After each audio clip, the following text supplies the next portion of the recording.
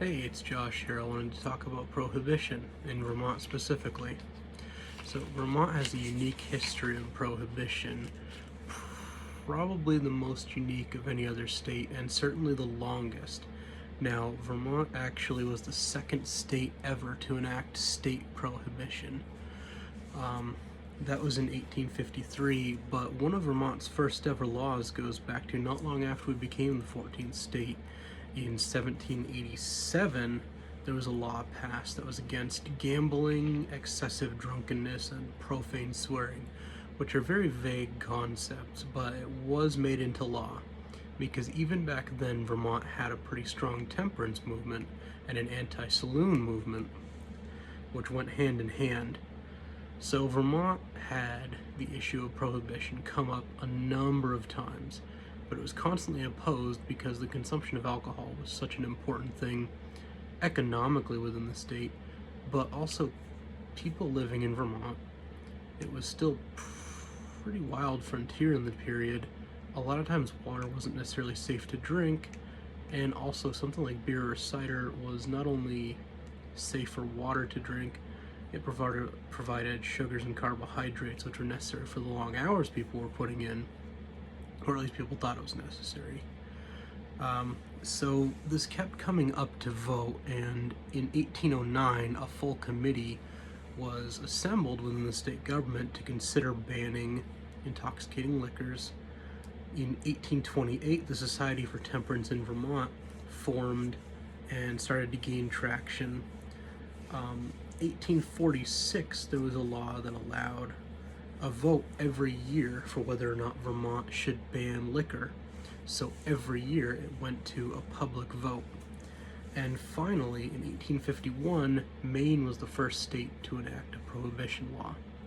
Vermont almost completely copied that law, but essentially it broke down into the House, and they just enacted different pieces until they built up their own law, which went into effect in December of 1853, that banned intoxicating liquors, which again was very vague, but they put a lot of extra language in there to ban certain specific types, certain amounts and percentages of alcohol, certain brewing processes.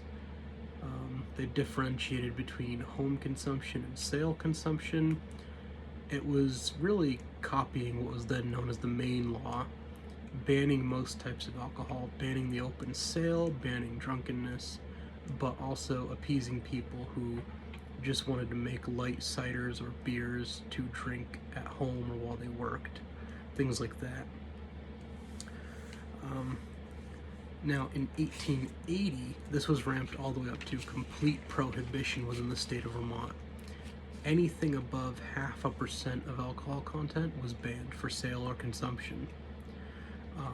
Many argued against it as, it made it harder for people to get clean drinking water because alcohol was an easy way to make sure that water or other beverages were clean to drink. A lot of people lost money. There were, in the 1840s, over 200 breweries and distilleries in Vermont. There were more breweries than towns.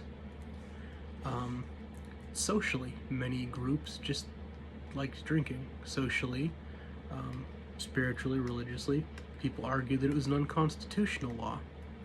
Reasonably, it was. It was certainly a government overreach by which you could say it was constitutionally unjust. The black market that sprang up pretty quickly was certainly a force to be reckoned with, and really many argued it just took money away from Vermont's economy and put it to neighboring economies. You could mail order alcohol in that era. People could send a postcard away to a liquor store in New Hampshire or New York. New Hampshire briefly had another state prohibition, so it would have been New York, or you could go to Canada and you could mail them a jug and they would fill it with what you wanted and send it by the train. So the railroad continued shipping alcohol into the state like nothing had ever happened. That went on for decades. The jug law, which was finally a case that went to the actual United States Supreme Court about just such a case, with a man in Whitehall, New York, shipping beer via the railroad, or beer and liquor, into Rutland. That went to court as late as 1894. and so people could go to surrounding states and get it. There was a story of a hotel developer who was planning a large hotel, something that would have put a lot of money into the local economy, and he said after reviewing the laws, he said, it wouldn't be profitable. People like to drink on vacation, and I want to sell wine at my establishment. He went across Lake Champlain and built it in a town in New York. That is direct money lost. There's no way to measure how many people would decide not to vacation in Vermont, even though these resorts and things were billed as family friendly. Some people may have chosen not to go simply because their whole vacation would have been no alcohol. A lot of people back then were accustomed to drinking all the time, not even to get drunk, just to drink. It was just something that everyone did. A lot of immigrant groups considered it a very important aspect of their culture, so they might not have wanted to vacation somewhere dry for that reason.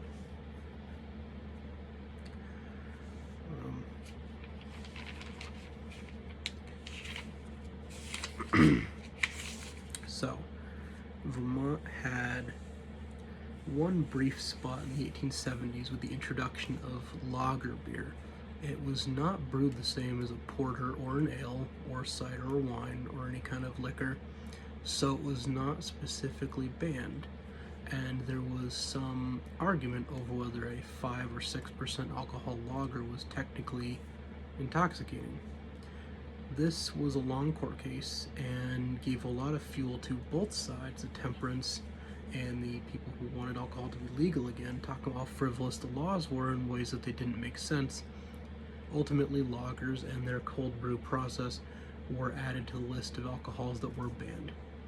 And this is a lot of backstory leading up to Vermont specifically and its relationship to Prohibition well before other states had to deal with it.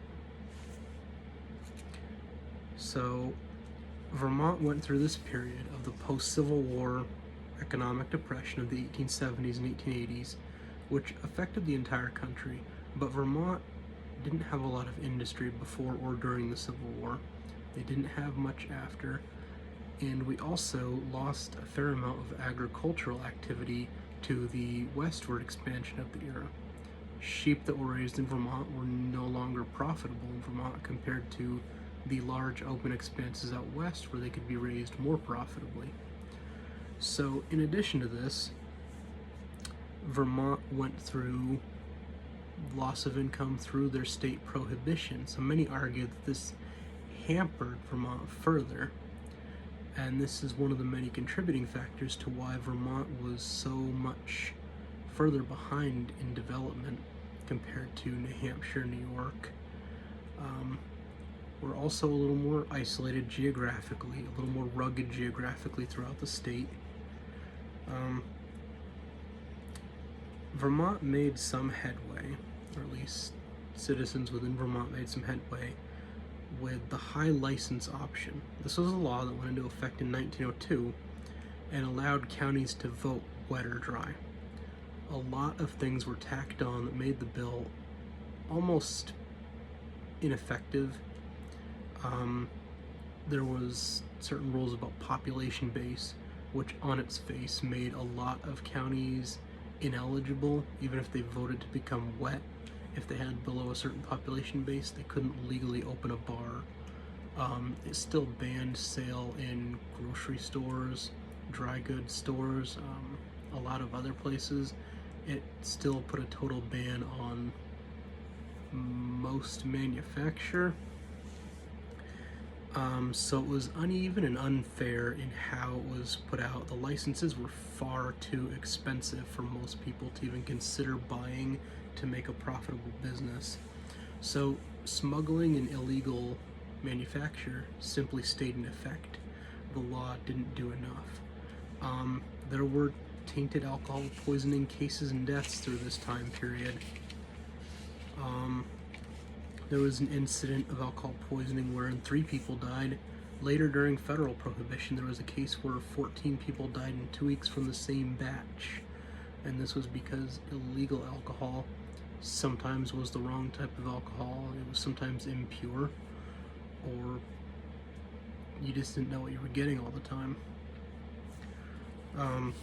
So what happened with the high license law is the high license options weren't effective, and from 1902 it really just rolled right into January of 1920 with the passing of the amendment which made alcohol illegal nationwide in the United States for sale or consumption. So we enter the era of federal prohibition.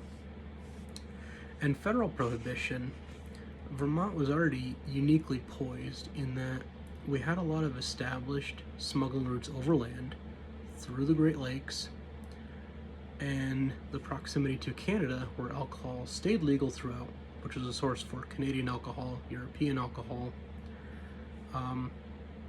A lot of Vermonters were already illegally making alcohol or smuggling on some small scale for consumption and sale within Vermont.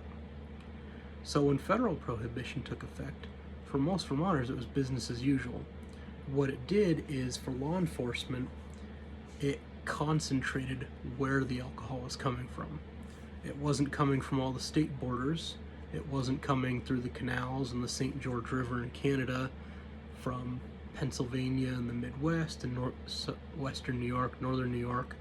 It wasn't channeling in on all sides. It wasn't flowing from legal stores through the railroad and into people's homes. It was really only coming from a few illegal manufacturers, some smaller hidden stills and things, and it was coming across the border from Canada.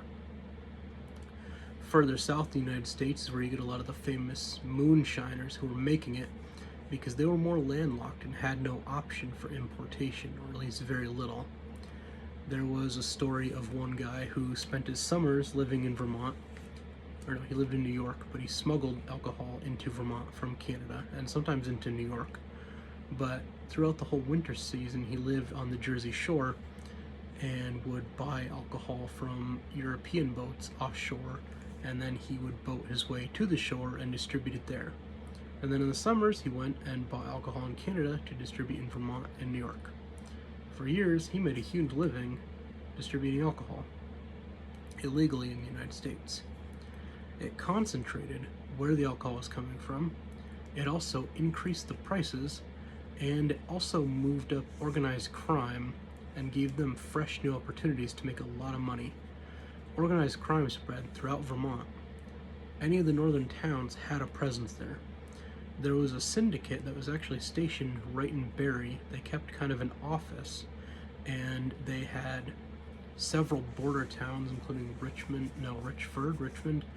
They had auto garages that, on the surface, ostensibly worked on people's cars in the community, but all they did was service their moonshine running cars and act as distribution points. They would get the alcohol from Canada, and they would drive it further south.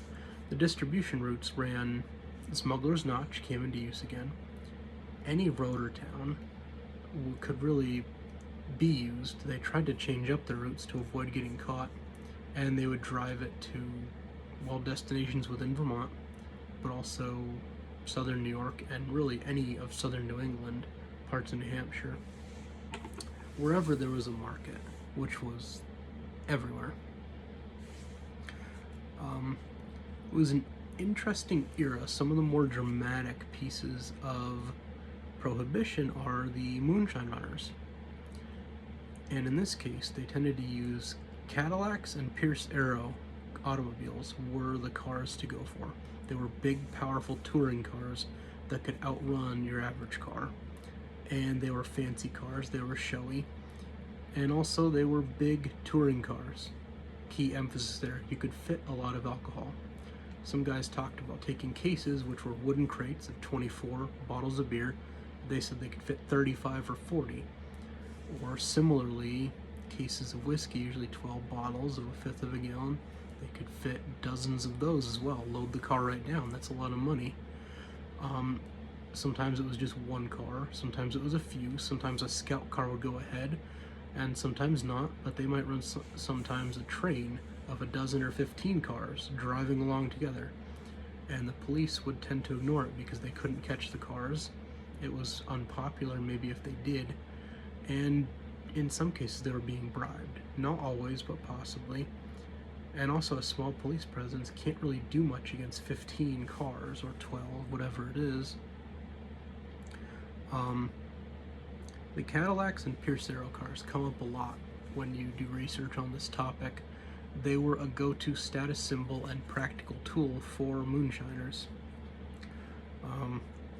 And what's interesting, these cars, when they were caught, were often confiscated, but the police departments and even federal government enforcement would then sell the cars at auction to raise money for their own budgets. But who bought the cars? These cars were expensive in an era when people didn't have a lot of disposable cash. The only people who bought the cars were the moonshiners, buying them back. They considered it a cost of doing business. A lot of the cars were modified for more power, better suspension, better cargo area. Some of them had trapdoor hiding spots. So they would buy these cars back and then be back on the road. A lot of times the fines were pretty light. They might spend a month or 2 months in jail, pay a few $100s. They might have to do some community service. They would see their car and money taken away that they had, and anything they were smuggling would be smashed up. But they considered that just a cost of doing business because the money to be made was absolutely tremendous. In 1925, national minimum wage was 16 cents an hour. That adds up, if you work 40 hours per week, to about $300 to $350 per year. In the same era, a case of beer, 24 bottles, from Canada could be bought for $3.75. And when it made it to the US, it could be sold usually for $1 a bottle. So $3.75 becomes 24. A case of liquor for $28 per case in Canada sold for $120 in the United States. That's a huge return on investment. And there were some people who said, just quiet farmers and everyday folks who got involved in the smuggling and the selling, or even just helping, you could do a night's work of unloading a boat and get paid $5 or $10. That was more than most people made in a week or a month. And if you had a regular job, then it was just extra insurance in an era when extra money was hard to come by. Some guy said that he built up a huge savings and insurance for his family for their future because he made more in a month of running Shine than he could make in 2 years farming. That's a huge temptation for people, especially when the law doesn't even seem like a worthwhile law. It doesn't seem fair to most people, and they just don't agree with it. Even many people who didn't do anything in terms of illegally drinking or smuggling were not against helping the moonshiners. There was a guy in one of the Vermont Historical Society oral histories. He said that he would occasionally hitch up the horses and go to Canada with a friend, and they would drink, or maybe drink in a line house, but they never brought any back. They never drank illegally here. They were afraid of getting in trouble, and they morally didn't want to break the law. This guy had a bootlegger break down near his house. They were stuck in the mud. He went out and towed them out with his horses. They asked for a place to hide. He helped them hide the car in hay. They left him some bottles of beer on a shelf in the barn when they took off after they fixed the car. He considered that okay, because he didn't really agree with the law. And there's plenty of stories about intentional under-enforcement by local law enforcement, because as one guy put it, prohibition don't prohibit. An axe doesn't chop things unless it has energy driven behind it. People have to believe in the law for it to work, and most people didn't. So many sheriffs would only make a show of trying to catch people because it was their friends and neighbors who were doing the smuggling to make money, and most people were on the side of the average everyday people who were essentially just doing a job. So many sheriffs simply under-enforced because, as people said, they still had to live there at the end of the day. An interesting aspect of Vermont, with the lake being right there, is that a lot of alcohol did flow over the lake. In Rouse's Point, New York, in September of 1924, the Customs Service confiscated 93,960 bottles of alcohol. They don't specify between liquor and beer, but 93,960 bottles that they caught in 1 month of 1 year. Prohibition federally lasted for 13 years. So you can imagine that just shows some of the volume of how huge of a volume was flowing across the border during this time period.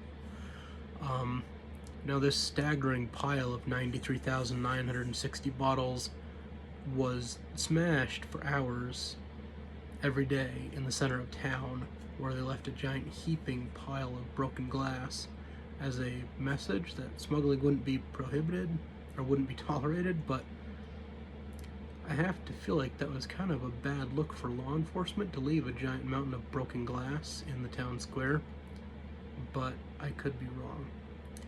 That's how it would look to me.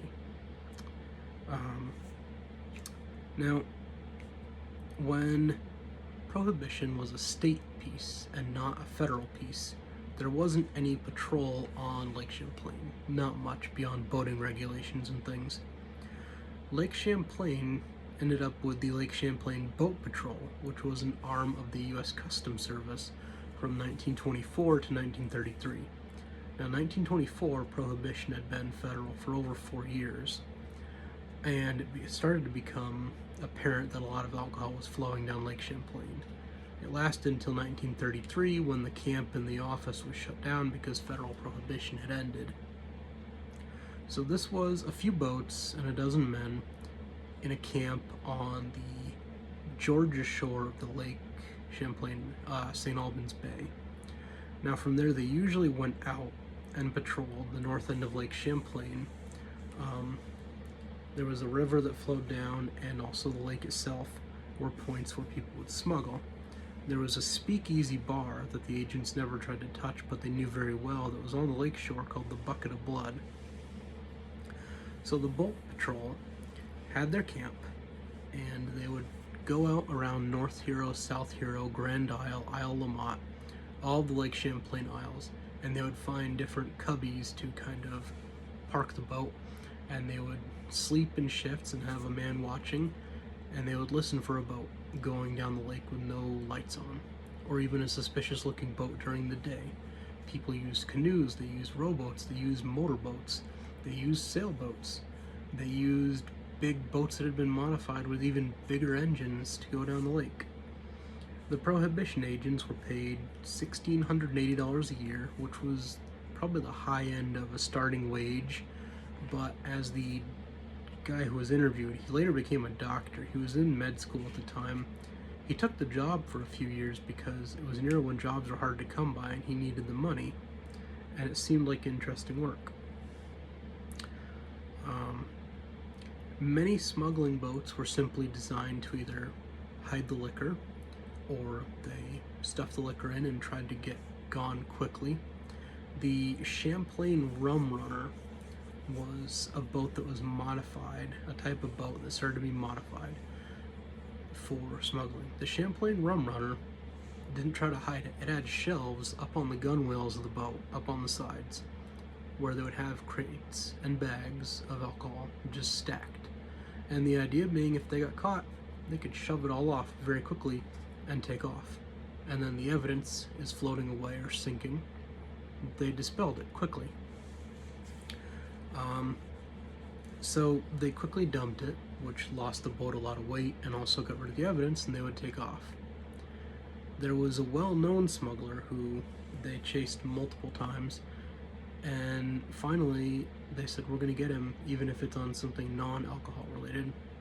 So they caught up to him at night. They were waiting between North and South Hero, where the pocket dips in a little there, and they knew the sound of the engine. It was a Sterling British engine, and they chased him, and they caught him, and they saw them dipping all the water off, or dipping all the alcohol into the water, and taking off, and they chased the guy, and they finally caught him. He said, you guys don't have anything on me. There's nothing on here. And they said, okay, but they got him on no life vests, no running lights, no copy of the rules and regulations on board, no registration on board, failure to stop for the officers. They basically threw the book at him for everything they could and maxed out the schedule of fines. And the guy went to jail for 60 days. They took his boat, they took a bunch of equipment off the boat, and they fined him tremendously. But he really just considered it the cost of doing business. He bought the boat back at an auction, and they knew that he was right back at it before too long. At one point, they encountered a barge that was rigged to sink to just below the surface, and inside it had a huge cub area. They said something like over 9,000 bottles of beer. When they recovered this barge, it was fully loaded, and they realized what it was is the moonshiners would, well, I guess they weren't moonshiners, they weren't making it, they were smuggling it from Canada. They would hook onto the barge at night and drag it as far as they dared, and then they would anchor it off, hidden, sunk below the water, and they would come back for it the next night. And by snail's progress, they made it down the lake. They don't know how many times they made it, but the customs service caught them just the once and took it. They smashed all the beer, and they turned it in to, I guess, a state materials agent, and the submarine barge made the paper when it was sold at an auction. You can probably guess who would want a hidden compartment submarine barge.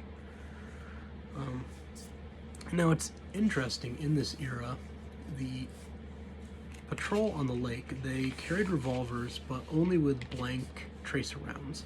So this was not firing a real bullet. It fired a round that essentially burned a chemical in the air to make the tracer, which was light because they were doing a lot of this at night. So they used the tracer rounds to signal to other boats, and the blanks to make noise to get attention. They did exchange shots with some smugglers, but he said it was always intentional, that no one was trying to hit anyone. And again, this is friends and neighbors and fairly light fines. Nobody wanted to kill anybody or hurt anybody, because that would just be far more trouble for everyone involved, which I think is dramatized in movies or some of the organized crime elements that sometimes brought a level of violence in for the money aspects. But a lot of times it was almost polite, kind of a chase, which I think is something that is lost to history a lot of times now, because we don't think of it as being as such. The only death ever suffered, there was one incident of assault during an arrest, and there were some minor injuries.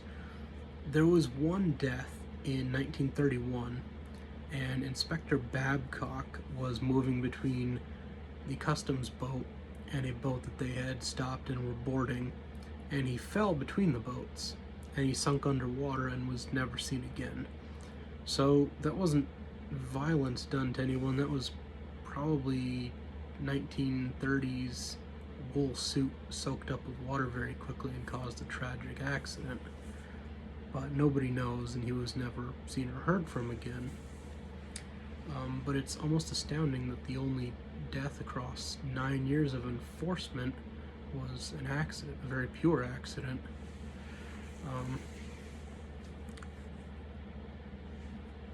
So, yeah, and also a lot of times they said the people that they arrested were people that they knew locally. There were some out-of-towners and some colorful, high-flying figures, but most of the time they were rowboats or sailboats or other boats that were people that were just local trying it out. They made a haul of 9,600 bottles off of a big schooner boat once, and the only people they arrested were some people who lived locally who had been paid $5 or $10 a piece just for the work of unloading all the bottles off the boat and loading them into cars. So they said they actually felt bad and let most of those people go with a mere slap on the wrist, really, because they weren't involved in moving it in or out. They were literally just being paid to move a crate. So the colorful figures go as well as to go as far as further back during state prohibition. One Catherine Dillon, Catherine of St. Albans, operated within kind of a ring of people who operated speakeasies, which are the bars that are famous from federal prohibition. They existed during state prohibition, wherein people could go to a bar that was operating either openly or in secret, but you weren't supposed to tell people about it too much. She was living and speaking out against prohibition publicly while openly selling at a bar, and she continued this through many lawsuits and arrests through her death in 1872. And she got arrested and then put in the paper, and people liked following her exploits. There were times that people talked about her being a negative point on the community, but she was part of an era of people who gave a more interesting face to defiance rather than the law of prohibition.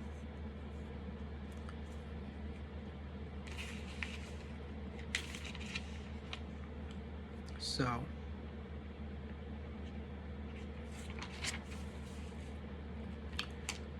federal prohibition attracted many out-of-staters and organized crime pieces to Vermont. I've touched on this a little bit already.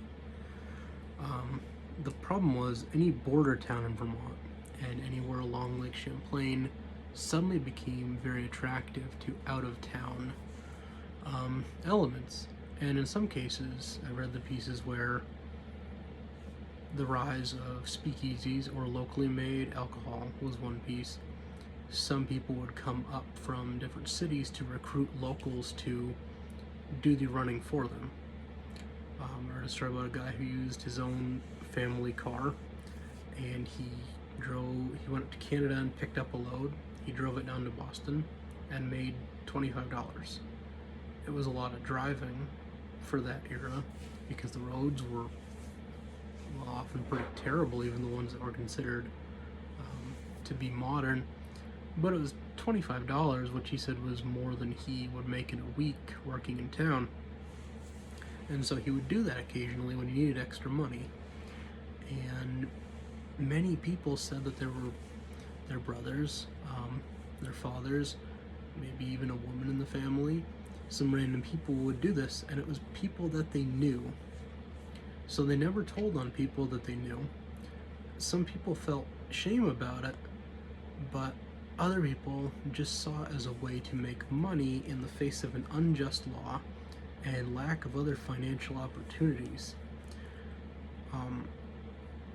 And especially as Prohibition got to its end, economic conditions were getting worse in Vermont. And then the Great Depression, after the black market, the market fail in 1929, it became more and more prevalent as all these economic opportunities got worse and the national economy got worse. So the black market for alcohol never really went away. People wanted to drink. There was still money in that, and a lot of people engaged in it simply because they needed it. And increasingly, the law was seen more and more as unjust, and the Great Experiment, as it was called, was seen as a failed experiment.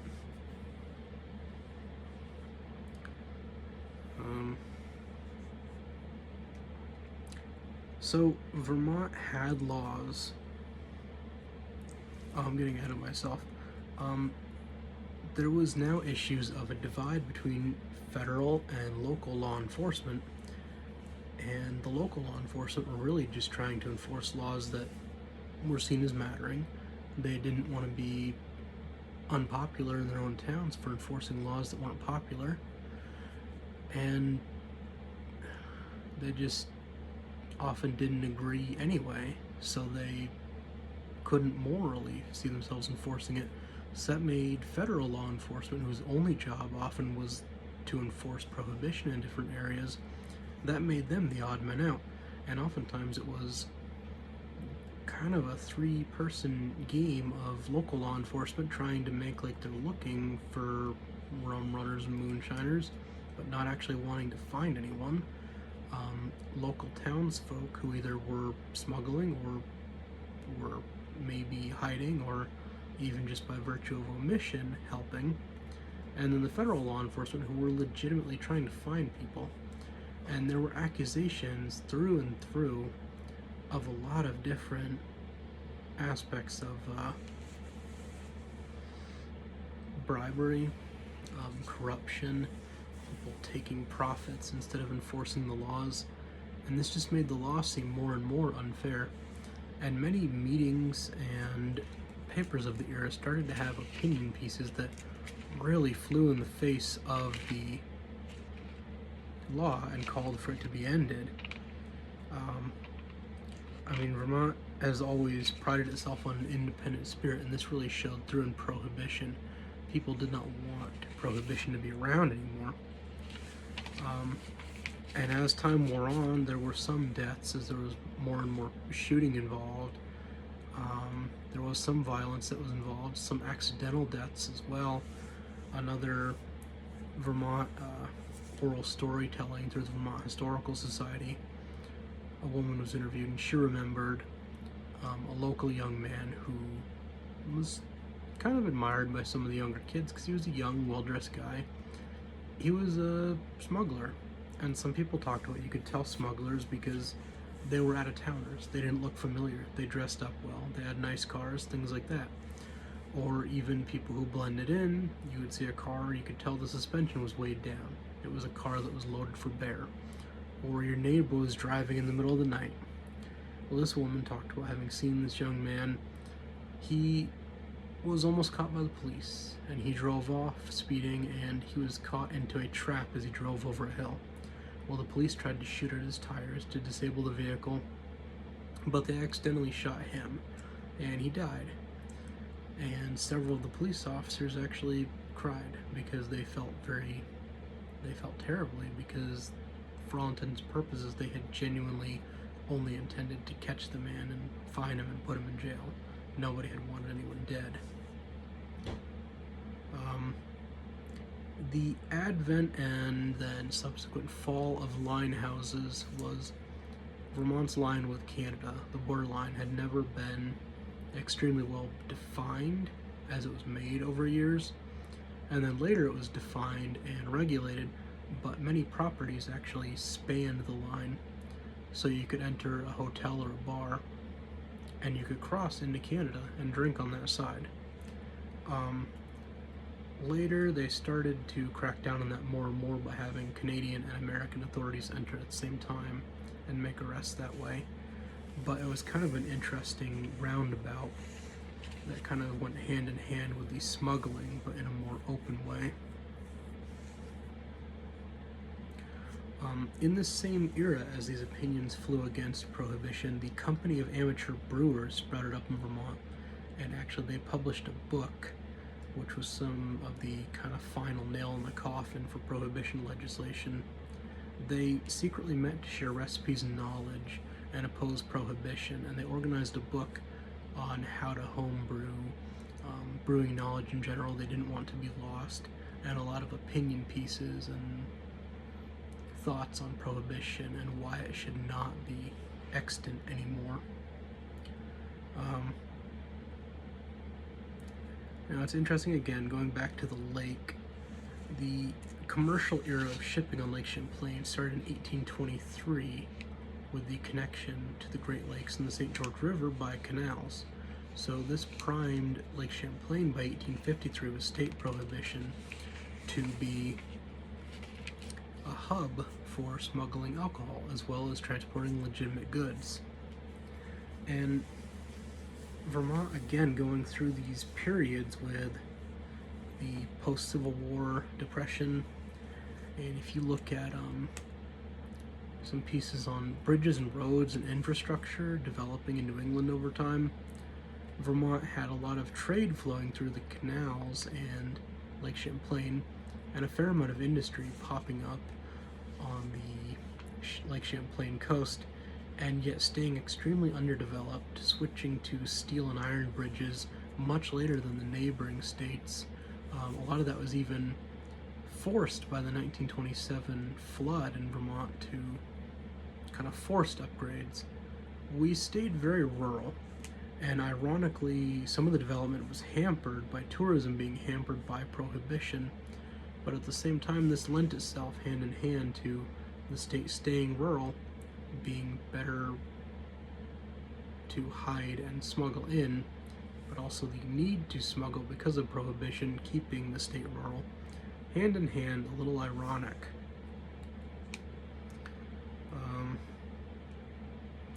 And Smuggler's Notch was actually as far back as the early 1800s when President Thomas Jefferson banned the import of goods from England before the War of 1812 and then during.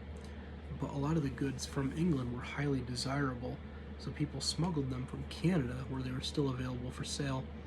And Smuggler's Notch was part of the lengthy trail that people could use. And the Smuggler's Notch mountain area actually had a lot of caves and freshwater springs, so it was a good hideout place and waypoint as these goods were smuggled to different cities in Vermont and then to southern New England. Later, during Vermont state prohibition, this became a route for smuggling alcohol. And then during federal prohibition, the modern road that ran through there was still used, and people would use the springs and also store things in the caves and hide out there. So Vermont stayed a very rural state, and it stayed a smuggling route from the early 1800s through to 1933. Alcohol came down from Canada, it drove down through Smuggler's Notch and went into southern New England, just like English goods had done 100 years prior and more. And it's interesting because all of this amounts to Vermont has a unique state identity and history and geography, all of which lent itself to Vermont just saying no to Prohibition. Although a little over half of the population voted it in 1853 and then continued, there was a core group of Vermonters that always said no and kept brewing alive. And that same spirit made us literally world contender for craft brews and beers now. And that's an interesting turnabout from a state that has the longest continual prohibition history of any other. So it's interesting that Vermont was able to simultaneously have the longest prohibition history of any state, but also be so uniquely great at smuggling and bootlegging alcohol. So you have these dramatic scenes of boats being chased on the lake and a constant cat and mouse between federal enforcement and local people and some out-of-towners, and cars moving alcohol up and down. You never know. It was your neighbor had liquor in the haystack hiding, but then your other neighbor was the sheriff who had to pretend that he was looking. And then there's a federal revenue service agent coming through, and the guy he's chasing down the road is a guy from Boston in a brand new Cadillac or Pierce Arrow smuggling alcohol because they could make just incredible amounts of money very quickly. Because it became federally illegal, it became desirable, it became hard to get, and the black market was incredibly prevalent, incredibly huge. And then you had garages that weren't really garages propping up all over the place, people renting office space from out of town. And what were they doing? They were organized crime, and they often used violence against the competition, which added elements to the game that became undesirable. So people started to realize that Prohibition did more harm than it ever really did good. In some ways, you could argue that Prohibition broke the long tradition of just extreme drinking. People drank in the 1840s an average of 7 drinks per person in Vermont, and that's not adjusted for age at all. So you have to imagine that infants and toddlers aren't drinking 7 drinks a day apiece. So that means that some adults in the family are drinking easily double that to make up for that. That is too much alcohol to be consuming. There were extreme drunkenness, there was a lot of alcoholism, and a lot of negative health effects in people. Prohibition solved it with too strict of a law and caused huge societal problems, which didn't really go away after Prohibition was ended. Economic activity returned, people were able to brew again, things like that, but organized crime was bigger. There was more illegal activity going on in those respects. Also, the one good thing in terms of Vermont is